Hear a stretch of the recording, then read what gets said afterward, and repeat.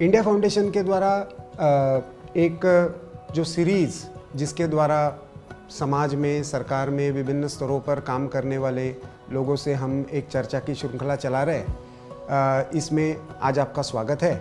आज केवल भारत ही नहीं, पूरा विश्व कोरोना की महामारी के संकट से जूझ रहा है और भारत में विशेषकर इस संकट से लड़ने में समाज की एक भूमिका रही और एक तरीके से उसका नेतृत्व राष्ट्रीय स्वयंसेवक संघ ने किया। इस सारे संकट के समय संघ की भूमिका, समाज की भूमिका, सरकार की नीतियाँ, आने वाले समय में इन संकटों से हमें कैसे जूझना पड़ेगा, इन सारे विषयों पर चर्चा करने के लिए आज हमारे साथ राष्ट्रीय स्वयंसेवक संघ के सरकार्यवाह माननीय भैया जी जोशी उपस्थित है। आज हम उनसे चर्चा करेंगे। नमस्कार भैया जी।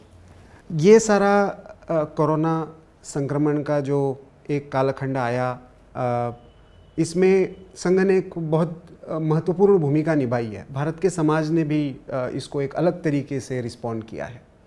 आप सारे इस परिदृश्य को कैसे देखते हैं? हमारी पीढ़ी ने तो इस प्रकार का महामारी का संकट पहली बार देखा है, लेकिन हम सब जानते हैं कि संघ के स्वयंसेवकों का अपना एक स्वभाव है कि जैसी आपदा होगी उस आपदा को समझकर उसमें से रास्ता निकालते हुए और अपेक्षाओं को समझते हुए करने का काम हमेशा हम करते आए। और इसलिए यह एक शुरू में जब परिस्थिति निर्माण हुई और भारत सरकार ने एक लॉकडाउन करने का निर्णय किया, सब प्रकार के प्रतिबंध आए, लेकिन जो जिनका जीवन रोज की कमाई पर चलता है, ऐसे बंधुओं के सामने जरूर जीवन मरण का प्रश्न निर्माण हुआ। तो इसको ध्यान में लेकर पहले उनके लिए सब प्रकार से भोजन कम से कम उपलब्ध हो जाए, इस नाते और कार्यकर्ताओं ने प्रयास प्रारंभ किए।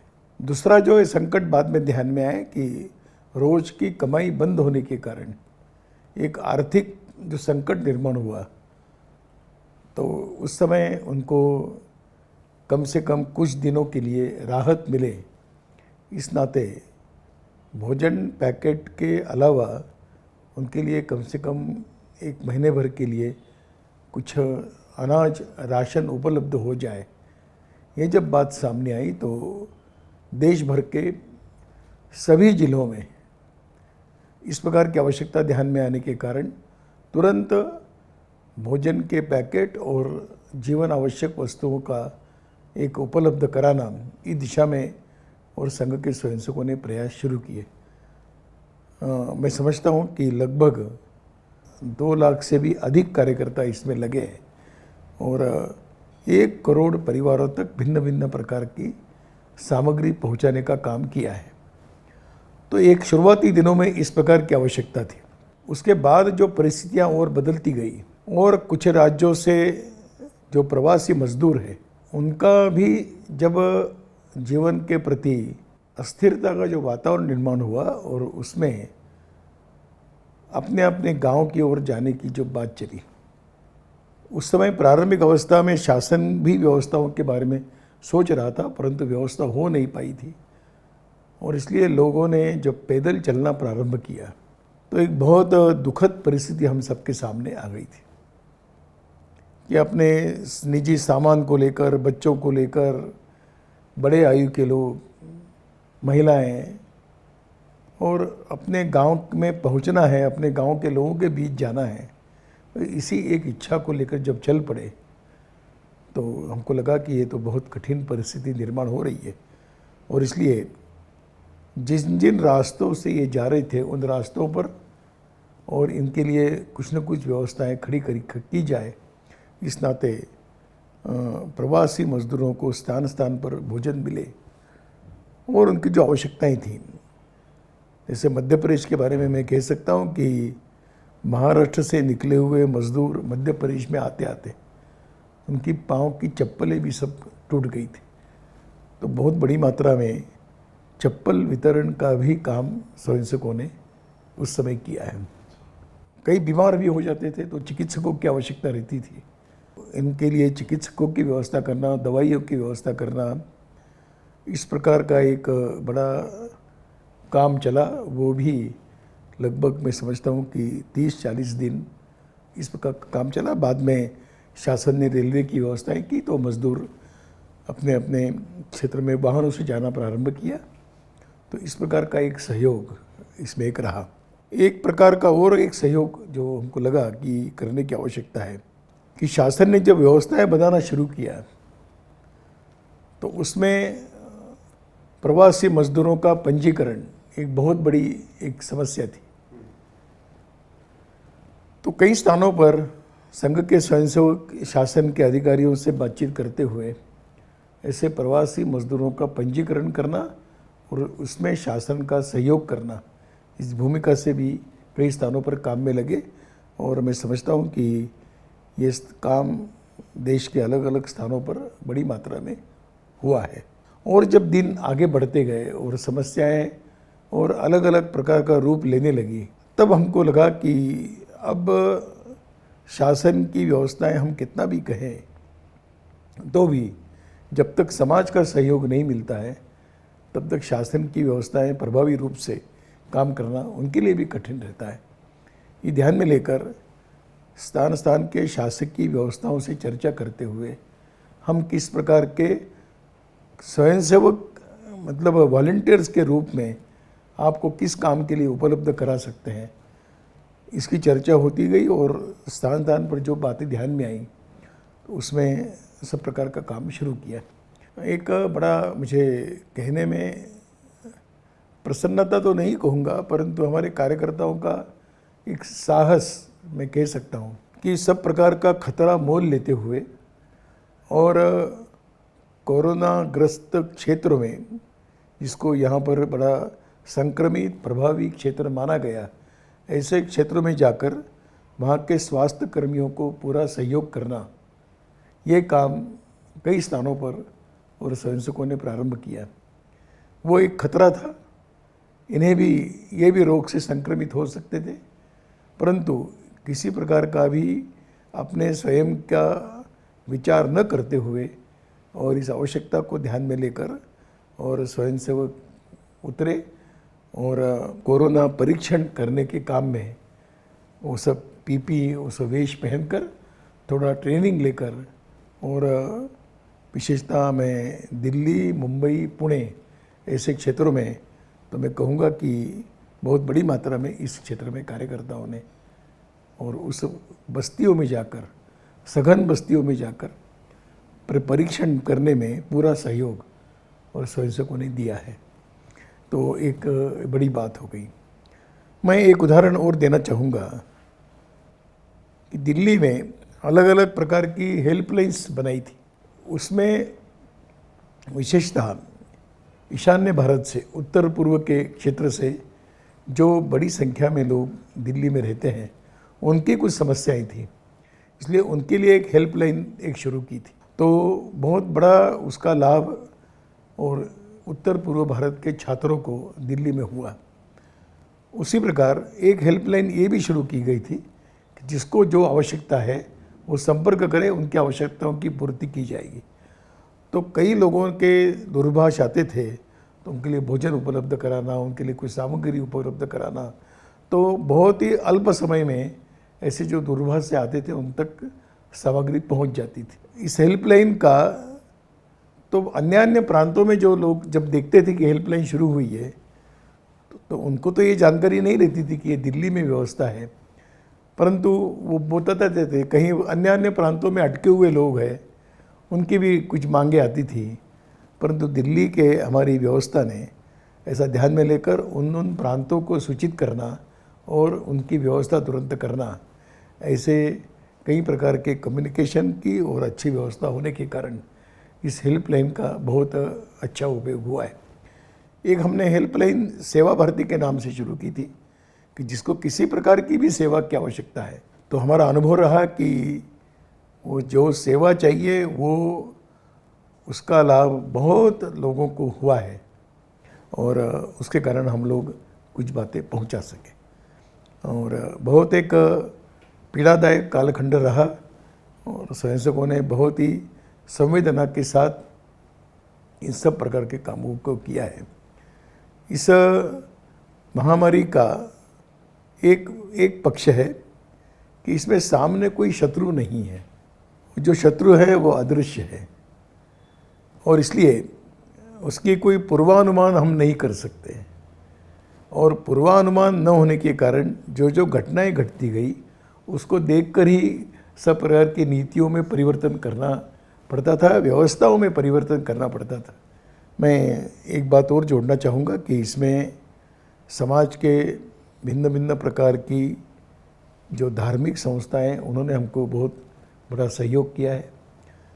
गुरुद्वारे हैं, जैन समाज की संस्थाएं हैं, लायंस क्लब, रोटरी क्लब, ऐसी संस्थाएं हैं कि जिन्होंने उनकी व्यवस्था में हमने पूरा सहयोग ऐसी संस्थाओं को किया है। तो मैंने बड़े नाम लिए, परंतु स्थान स्थान पर स्थानिक छोटी छोटी संस्थाएं वो भी हमारे साथ मिलकर इस प्रकार के काम में साधन जुटाने में उनकी बड़ी भूमिका रही और मनुष्य शक्ति के द्वारा जो करना है उसमें हम लोगों ने, संघ के स्वयंसेवकों ने एक भूमिका का निर्वाह किया है।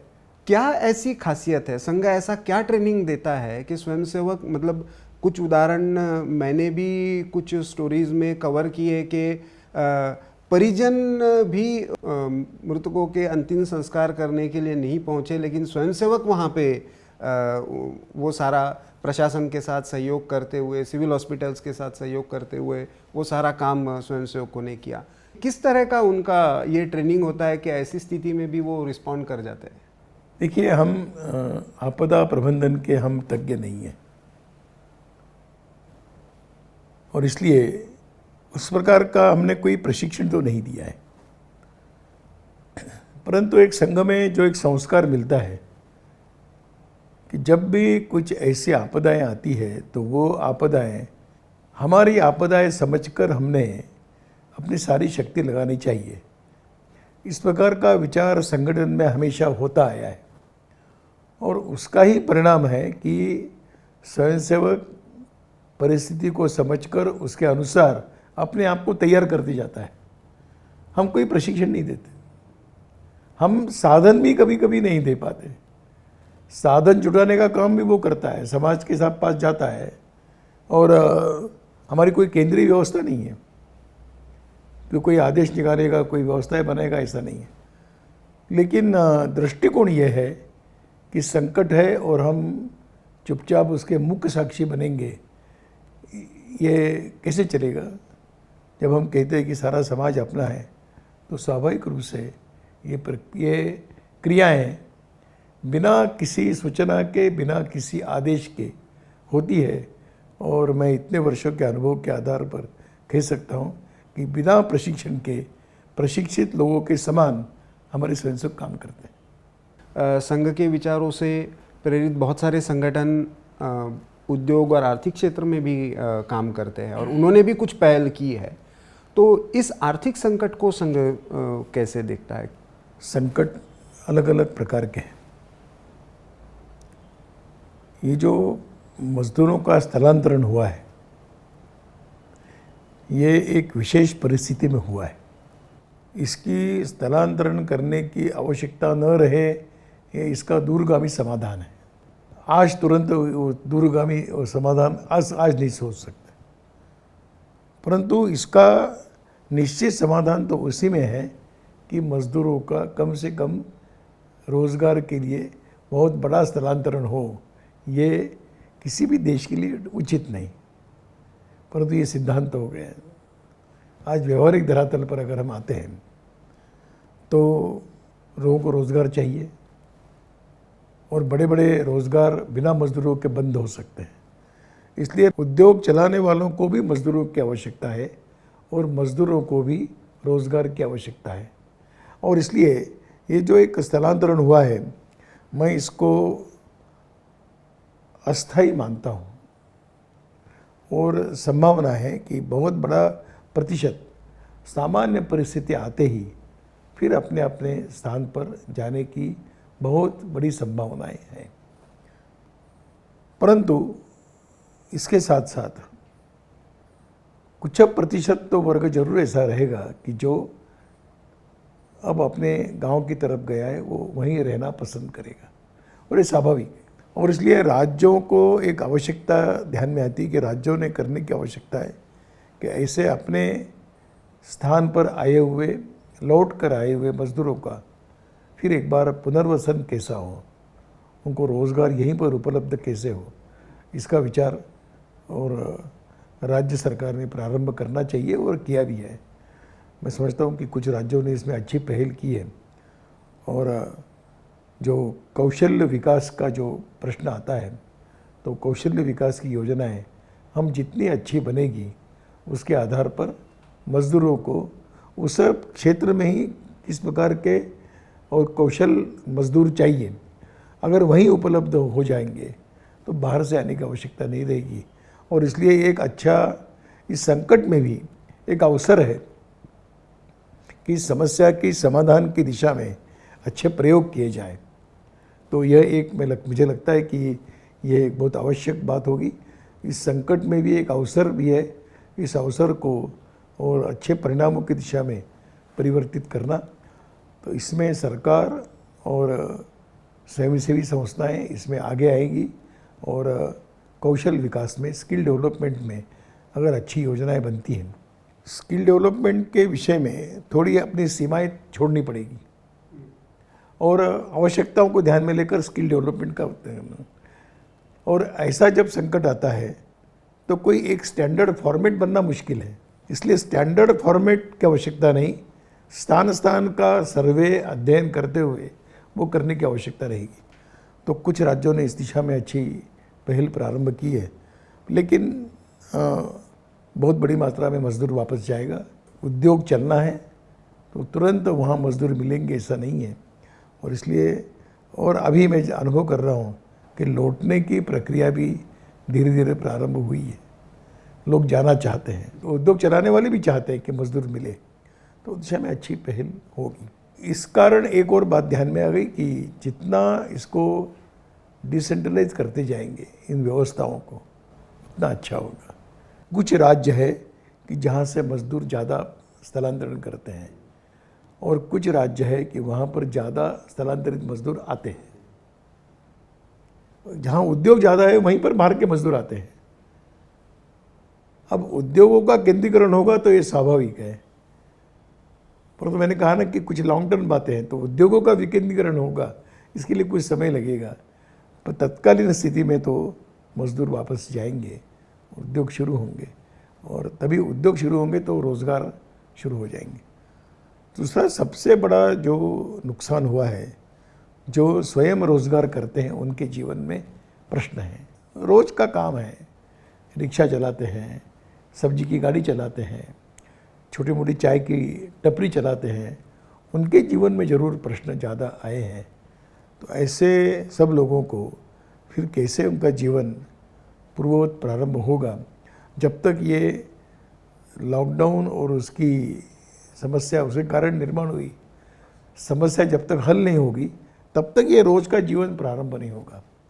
और इसलिए मुझे लगता है कि शासन का, मैं इस बारे में उनकी पहल का हम स्वागत करते हैं कि उन्होंने अनलॉक पद्धति शुरू की है। अब लॉकडाउन नहीं है, अनलॉक है। ताला लगाया है, ताला खोलना है, तो ताला खोलने का भी एक प्रक्रिया रहेगी। तो मुझे लगता है कि ये दृष्टिकोण सरकार ने सामने रखने के कारण बहुत ही अल्प समय में ये सारी बातें फिर एक बार शुरू होगी। ये ज़रूर है कि संकट भी एक तरफ कम होता जाए तो ये बातें सामान्य होती जाएगी। और इसलिए भारत की सामाजिक रचना में जितना इसका स्वयं रोजगार है और विकेंद्रीकरण है, वो जितना होगा उतना लाभदायक होगा। तुरंत तो ये जो पुरानी व्यवस्थाएं हैं उसको फिर एक बार अल्प समय में शुरू होनी चाहिए, और मुझे लगता है कि ज़्यादा दिन नहीं चलेगा, बहुत जल्दी ये प्रक्रिया शुरू हो जाएगी। आर्थिक विषय में और एक जो बिंदु चर्चा में आया है, प्रधानमंत्री जी ने भी उस पर कॉल दिया, स्वयंसेवी संगठन भी, संघ विचारों से प्रेरित संगठन भी उसके बारे में अभी कुछ ना कुछ पहल कर रहे हैं, वो स्वदेशी और आत्मनिर्भर भारत का है। तो किस तरह से ये आत्मनिर्भरता, क्योंकि अभी तो ग्लोबलाइजेशन का युग माना जाता है, एक दूसरे पर निर्भरता बहुत ज़्यादा है, तो ऐसे में लोग स्वाभाविक रूप से खास करके आर्थिक विषयों की जानकार ये सवाल करते हैं कि किस तरह से ये आत्मनिर्भर भारत होगा। क्या केवल बॉयकॉट किसी का करने से ये संभव है क्या? इसमें एक अगर हम थोड़ा अध्ययन करें तो एक ध्यान में आता है कि कई प्रकार के जिलों में कई प्रकार के उत्पादन होते हैं। प्रधानमंत्री जी ने बहुत अच्छा शब्द प्रयोग किया है कि लोकल के लिए वोकल बनो। अगर इसको बढ़ावा मिलता है, छोटे छोटे काम है, मैं उदाहरण के लिए बताऊंगा कि बेकरी है, तो उस निश्चित सीमा के क्षेत्र में बेकरी उत्पादनों की जितनी आवश्यकता है वो वहीं पर पूरी होगी, वो बाहर से आने की आवश्यकता नहीं। तो ऐसा एक बहुत बड़ा अध्ययन करते हुए और ऐसे उस जिलों की सामान्य बातों की आवश्यकताएं वहीं पर पूरी करने की व्यवस्था बनी। मैं मानता हूँ कि कुछ वस्तुएं ऐसी सामग्री कि जो छोटे उद्योगों में होने वाली नहीं है, तो बड़े उद्योगों में चलेगी। तो ऐसे छोटे उद्योगों को प्रोत्साहित देने का काम हर जिला उसको अगर केंद्र माने, थोड़ा और बड़ा उद्योग है तो उसको राज्य केंद्र माने, राज्यों को केंद्र में रखकर विचार करें।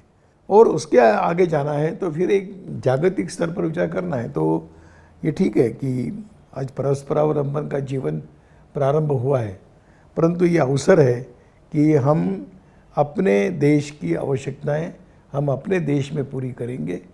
उसके नीचे जब जाएंगे अपने राज्य की आवश्यकता हम राज्य में पूरी करेंगे। उसके नीचे जाएंगे तो अपने ज़िले की आवश्यकता हम जिला पूरा करेगा। तो ये जिला जो है, ये जिला इकाई को इस समय और इस आत्मनिर्भर भारत की दिशा में अगर जाना है तो हमको जिला केंद्र उसको थोड़ा सा जिले को एक इकाई मानकर उसको और अधिक प्रकार से विकसित करने की आवश्यकता रहेगी। अब इसमें ज़रूर है कि मैंने कहा कि कुछ बड़े उद्योग हैं कि जो उसके लिए राज्य भी केंद्र नहीं बन सकता है, उसके लिए देश भर का विचार होता है, ऐसे रहेंगे। पर बहुत बड़ा उद्योग जगत ये विकेंद्रित हो सकता है, उस प्रांत की उस जिले की आवश्यकताएं वहीं पर पूरी हो, इस दिशा में हमको पहल करनी पड़ेगी, ऐसा एक मुझे लगता है। दूसरा है कि इस घटना के कारण एक स्वदेशी का भाव विकसित हुआ है और एक विचार धीरे धीरे प्रसूत भी हो रहा है कि हम यथासंभव देश आत्मनिर्भर बनेगा तो हमारी आवश्यकताएं यहाँ पूरी होगी। हमारी आवश्यकताएं थोड़ी कम ज़्यादा गुणवत्ता की होगी तो भी हम उसको स्वीकार करेंगे। इस प्रकार का मानस बन रहा है, बनने की दिशा में चला है। इसको और अधिक प्रोत्साहित करने की आवश्यकता रहेगी। बहुत बार क्वालिटी पर आकर गाड़ी रुक जाती है, परंतु अगर ये समाज ने, करोड़ों के समाज ने अगर ये स्वीकार कर लिया कि गुणवत्ता में थोड़ी कमी होगी परंतु अपना है, हमारा है, तो फिर आत्मनिर्भर भारत की दिशा में बहुत अच्छी बातें आ सकती हैं। और इसलिए ये अपने आप में बड़ी बात होगी कि जो अपने देश के महापुरुषों का सपना रहा है कि देश अपने पैरों पर खड़ा रहे। दूसरों के गुणगान करने से हम कभी बड़े नहीं हुए हैं, दूसरों की नकल करने से भी हम बड़े नहीं हुए। अपने यहाँ पर प्रतिभाएं हैं, पुरुषार्थ करने का है, जो भी एक सहयोग चाहिए वो सहयोग करने की अगर व्यवस्था अच्छी बन जाती है तो मैं समझता हूँ कि आत्मनिर्भर भारत ये केवल नारा नहीं रहेगा, प्रत्यक्ष में ज़मीन पर उतरा हुआ हम देख सकेंगे। और उसके लिए जो और अधिक नियोजन चाहिए वो हो जाए, बस यही अपेक्षा करते हैं। इसका आपने एक बहुत सकारात्मक पहलू रखा, लेकिन सामान्यतः समाज में जब इसका ये जाता है और आजकल जैसे सोशल मीडिया में खास करके जो चर्चाएं चलती है तो इसका नकारात्मक पहलू आता है कि और ख़ास करके अभी जो सीमा पर जिस तरह का माहौल है उसको लेकर बॉयकॉट चाइनीज़ प्रोडक्ट और इस लाइन पर ही सारी चर्चा होती है। तो आप इसको कैसे? देखिए, ये तो स्वाभाविक है। जब इतनी बड़ी चर्चा किसी एक देश को लेकर सारे दुनिया भर में चल रही है तो भारत में भी चलेगी। उसका प्रतिनिधि कोई एक देश बन गया है, आज चीन बन गया है, और इसलिए स्वाभाविक रूप से ये बिना किसी के प्रयत्नों से सामान्य व्यक्ति कह रहा है कि हम ये नहीं लेंगे, हम इसको सहयोग नहीं करेंगे। तो ये मुझे लगता है कि एक स्वाभाविक मन की भावनाएं इस प्रकार से प्रकट हो रही है किसी अघोषित शत्रु के खिलाफ। और ये मैं समझता हूँ कि ये केवल किसी एक देश तक सीमित नहीं रहेगा, आगे चलकर अपना आत्मनिर्भर दिशा में जाएगा, सब मुझे लगता है। शुरू में नकारात्मक लग सकता है कि किसी देश की वस्तुओं को बायकॉट करो, परंतु समाज जीवन की आवश्यकता है, वो जब पूरी नहीं होगी तो बहिष्कार करने से कैसे चलेगा। तो पूरी होने की भी व्यवस्था चाहिए। आज शुरुआत इससे हुई कि हम इनकी चीज़ें नहीं लेंगे, हम चीन की चीज़ें नहीं लेंगे। ये एक स्वाभाविक हुआ है, किसी जन आंदोलन नहीं बनाया है। आज सामान्य रास्ते पर जुड़ने वाला व्यक्ति भी पूछता है चीन का हमको नहीं चाहिए। अब इसके बारे में तो चीन को सोचना पड़ेगा क्या करना है, लेकिन ये अवसर जरूर मैं मानता हूँ, और ये केवल भारत के लिए नहीं तो ये दुनिया के लिए भी अच्छा संदेश है कि हर देश अपनी अपनी आवश्यकताएं अपने बल पर पूरा करे, दूसरों का शोषण करे और दूसरों पर निर्भर रहे। इसी से जुड़ा हुआ जो मुद्दा अभी चर्चा में है कि सीमा पर एक संकट लगता है, लेकिन सरकार ने, हमारी आर्म फोर्सेस ने उसको एक तरीके से डील किया है। परंपरा से ये मामले हर बार आते थे। किस तरह से अभी इस बार आप परिवर्तन उसमें देखते हैं, और संघ इस सारे मामले को कैसे देखता है? जो राष्ट्रीय सुरक्षा और सीमा सुरक्षा, सीमा का इंफ्रास्ट्रक्चर, इसमें भी बहुत सारे परिवर्तन हुए हैं। वास्तव में ये विषय तो हमारे सोचने के बाहर का है, क्योंकि इसमें सुरक्षा बल, सरकार, नीतियाँ बनती है, उसके ऊपर चलेगा। पर कोई भी देश अपने देश की सीमाओं पर आक्रमण को कैसे स्वीकार कर सकता है, और इसलिए परस्पर संबंध बनना ये निर्भर करता है कि कैसे होगा। कोई भी देश अपने सीमावर्ती देशों के साथ तनाव नहीं चाहता है, परंतु इसका विचार दोनों तरफ से होने की आवश्यकता रहती है। और इसलिए आज की वर्तमान परिस्थिति में मुझे ऐसा लगता है कि इसका समाधान देश की सब प्रकार के सेना, वायुदल और नौसेना, सरकार के हमारे रक्षा मंत्री, प्रधानमंत्री, इन सब ने मिलकर इसका विचार करते हुए इस संकट से भारत की सुरक्षा कैसे होगी, क्योंकि ये सामान्य जनों का विषय नहीं, ये सरकार और सेना का विषय है। और जहाँ तक हम सामान्य लोग हैं, सेना पर हम पूरा विश्वास रखते हैं कि अपनी सेना का सामर्थ्य अच्छा है, और इसलिए इस सामर्थ्य को ध्यान में रखते हुए सरकार अपनी नीतियाँ और इस बारे में जो योजना बनाना है वो बनाए। मैं इतना विश्वास के साथ कह सकता हूँ कि इस समय शासन जो पहल करेगा, समाज शासन सरकार के पीछे खड़ा रहेगा। आज डिजिटल एजुकेशन की बात चल रही है, लेकिन समाज के हर वर्ग के पास ये शिक्षा पहुंचना इतना आसान भी नहीं है। तो ऐसे में आने वाले समय में शिक्षा में परिवर्तन होंगे। समाज केंद्रित शिक्षा की संघ बात करता ही रहा है, तो ऐसे में शिक्षा क्षेत्र को लेकर चुनौती, या संघ के और भी संगठन इसको लेकर कुछ पहल कर रहे हैं क्या इस बीच में? देखिए, इसमें अभी का एक वर्तमान तुरंत जो संगठन है, तुरंत जो संकट है, वो एक भिन्न प्रकार का है। उसमें दो पहलू हैं कि अपने भारत में शासकीय व्यवस्था के साथ साथ निजी शिक्षा संस्थान भी बहुत बड़ी मात्रा में हैं कि जो समाज के सहयोग पर ही चलते हैं। अब इस आर्थिक संकट में वो कैसे इसको निर्वाह करेंगे, ये उनके सामने प्रश्न है, क्योंकि वो स्वयं अपने ही बल पर खड़े हैं। इसमें बहुत बड़ा जो उसका हिस्सा है वो समाज उठाता है एक शिक्षा शुल्क के माध्यम से। उस पर थोड़ा असर इस कालखंड में होने वाला है। तो संस्थानों का एक संकट है, और जो आर्थिक संकट में है उनको इस प्रकार की कैसी शिक्षा उपलब्ध होगी, ये भी एक संकट सामने है। मुझे कि इसका बहुत अलग अलग लोगों ने मिलकर विचार करने की आवश्यकता रहेगी, और ये संकट कम से कम 1 साल रहने वाला है।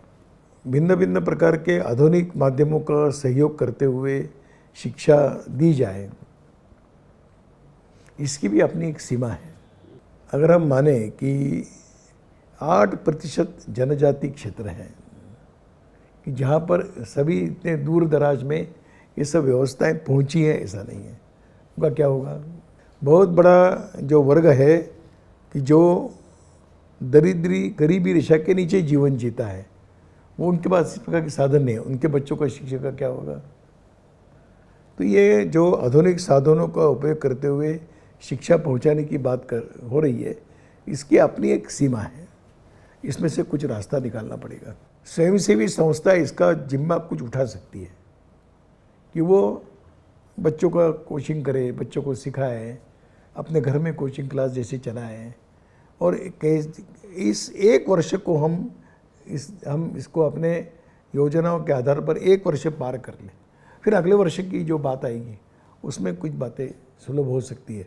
हमको अभी समाज के, हम तो चाह रहे हैं कि समाज के सब प्रकार की ऐसी व्यवस्थाएं मिलकर एक वर्ष का विचार अभी तुरंत करना चाहिए। अफोर्डेबल एजुकेशन और क्वालिटी एजुकेशन, ये हमारा हमेशा का सिद्धांत रहा है।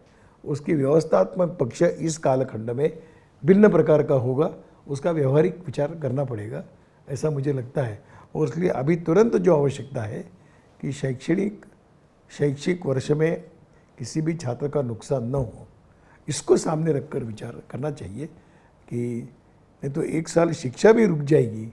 भारत के पूरे इसमें समाज जीवन में एक साल का अंतर आ जाता है, तो ये किसी देश को भी ये समझता हूँ कि अनबेयरेबल होगा, इसको समझना पड़ेगा।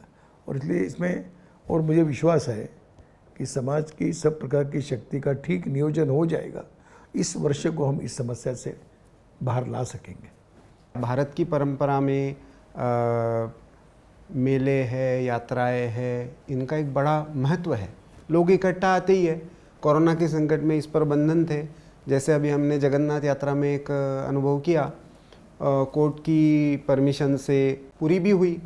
जो परंपरा है, क्योंकि यही समाज को जोड़ के भी रखती है, और फिर भी अभी कुछ समय तक, कम से कम जब तक इसका कोई हल ना निकल जाए, तो ऐसे में लोग प्रश्न खड़ा कर रहे हैं। ऐसे में किस तरह से समाज इन चीज़ों को देखे? देखिए, फिर यहाँ पर अपने समाज को मैं नमस्कार करना चाहूँगा। इतने हजारों वर्षों की परंपराओं से जुड़ा हुआ भावात्मक, लेकिन इस संकट में हमको इन बातों के साथ थोड़ा समझौता करना चाहिए।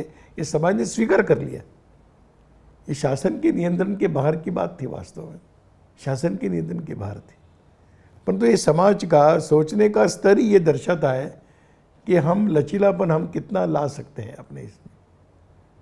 और इसलिए जगन्नाथ की यात्रा को लोगों ने स्वीकार कर लिया, ठीक है, इस साल नहीं होगी। अभी सूर्य ग्रहण हुआ कुरुक्षेत्र में, लोग बताते थे कि प्रतिवर्ष यहाँ पर ग्रहण के समय लाखों लोग आते हैं, एक बार इस बार कोई नहीं गया। तो लोगों ने अपने मन के स्तर पर, अपने छोटे स्तर पर ईश्वर की कल्पना अपने हृदय नज़रों के सामने करते हुए अपने अपने घर में पूजा पाठ किए हैं। तो ये भारत की एक बहुत बड़ी विशेष बात है कि परंपराओं के साथ भी हम आवश्यकता पड़ने पर थोड़ा लचीलापन रखकर हम इसको स्वीकार करेंगे। इसलिए पंढरपुर का प्रश्न सब हल हुआ, जगन्नाथ की यात्रा का प्रश्न हल हुआ, मंदिर बंद थे, लोगों ने अपने घर में ही और पूजा करना प्रारंभ किया। किसी ने मजाक में कहा, पहले कुछ मंदिर थे, अब घर घर में मंदिर बन गए। अब ये बात इतनी बड़ी है कि घर घर में लोगों ने पूजा पाठ वगैरह सब करे, यही मंदिर, यही देवता है हमारा। ठीक है, मंदिर एक हमारा प्रतीकात्मक है, जाना चाहिए, पर इस कालखंड में नहीं जा सकते, नहीं जाएंगे। तो ये जो लचीलापन है ना, फिर दुनिया के सामने एक बार भारत का एक विशेष परिचय इन सब मेलों के कारण वगैरह सब हुआ है। जरूर है कि मंदिर एक शक्ति के केंद्र है, मंदिर एक प्रेरणा के केंद्र है, मंदिर एक श्रद्धा के केंद्र है। हमारे मेले एक जीवन को दिशा देने वाले हैं, वो शीघ्रता से पुनः पूर्ववत होने चाहिए, ये हम सब की इच्छा है।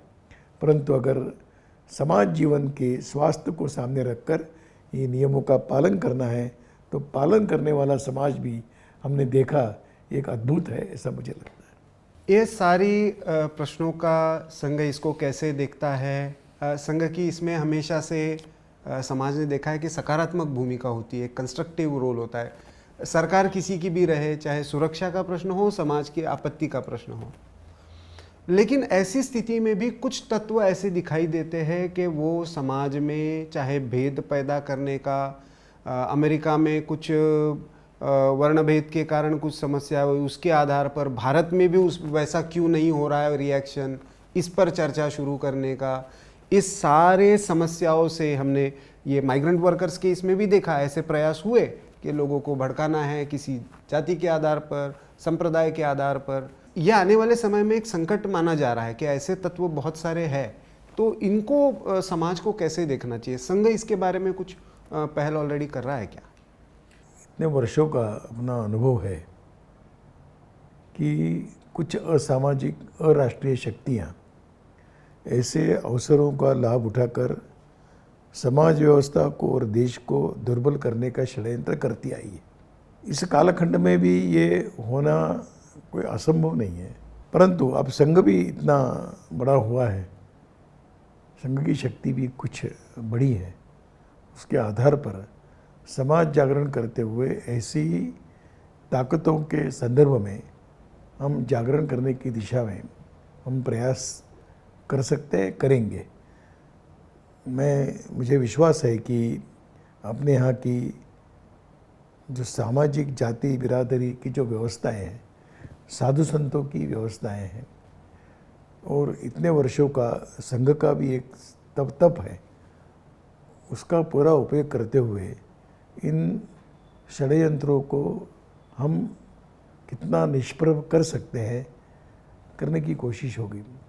और मैं समझता हूँ कि इतने आसानी से ऐसे तत्व सफल नहीं होंगे, भारत के अंदर नहीं होंगे, क्योंकि भारत का मानस उत्तेजित होता है, भारत का दुर्बल वर्ग पीड़ित होता है, उसको समझना पड़ेगा, पीड़ा दूर करने का प्रयास करना पड़ेगा।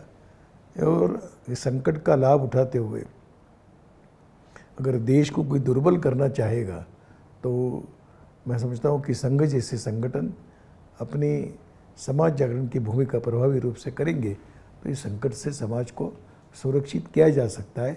इस दिशा में प्रयास करने की, सबने मिलकर करने की आवश्यकता है। संघ इसमें कुछ जरूर अपने स्वयंसेवकों की शक्ति के बल पर कुछ पहल करेगा, ऐसा मुझे। संघ का ये मत भी रहा है, आपने भी बहुत बार ये पहले कहा हुआ है कि भारत के जो समस्या है वो भारत की तरीके से सुलझनी चाहिए। कुछ भेद हो सकते हैं समाज में, कुछ तनाव आ सकते हैं, लेकिन उसका भारतीय तरीका है। तो मुझे लगता है आज के संदर्भ में और भी महत्वपूर्ण हो जाता है। बिल्कुल निश्चित है, हर देश की समाज रचना और समाज का मानस भिन्न प्रकार का है, इसलिए हमारे यहाँ की समस्याओं का उत्तर हम अन्य देशों की तरफ देखकर नहीं ढूंढ सकते, क्योंकि प्रश्नों को समझते हैं, प्रश्नों के जड़ को समझते हैं, उसके समाधान को भी समझते हैं, और इसलिए भारत की जो समस्याएं हैं वो दूसरों के चश्मों से और दूसरों के साधनों से हल नहीं होगी। यहाँ की मूल बात को समझकर इसका समाधान ढूंढना पड़ता है, और संघ ने इस दिशा में प्रयास भी किया है। यहाँ के प्रश्न है तो समाधान यहीं के मार्ग से निकलेगा, और समाज मन जो है अपना यहाँ का, वो एक विशेष सीमा से आगे विकृत करने की कोई कोशिश किसी की सफल नहीं होगी। हाँ, ये बात जरूर है कि ऐसे सोचने वाली सकारात्मक शक्तियों को और अधिक प्रभावी पहल करनी पड़ेगी, ये निश्चित है, हम करने की कोशिश करेंगे। जैसे कि हमने देखा कोरोना संकट, उसका सारा परिदृश्य, संघ की भूमिका, समाज के सामने आने वाली चुनौतियाँ, और उसमें भारत की विशेषता के साथ हम इस परिदृश्य में किस तरीके से एक नए अवसरों के साथ आने वाले समय में उभर कर आ सकते हैं, इसमें संघ की सोच को लेकर माननीय भैया जी जोशी ने स्पष्टता के साथ हम सबसे चर्चा की। भैया जी, आपको बहुत बहुत धन्यवाद। सबको नमस्कार।